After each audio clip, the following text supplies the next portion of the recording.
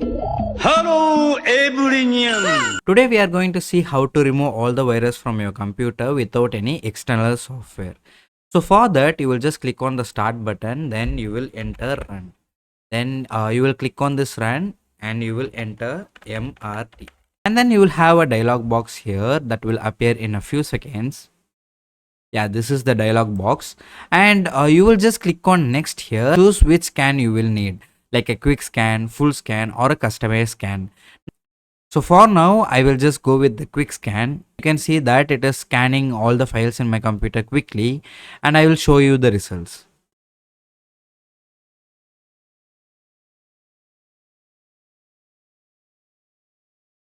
After the scan is finished, you can find that there is no malicious software that is detected in my computer, but if you have, it will detect and it will let you know.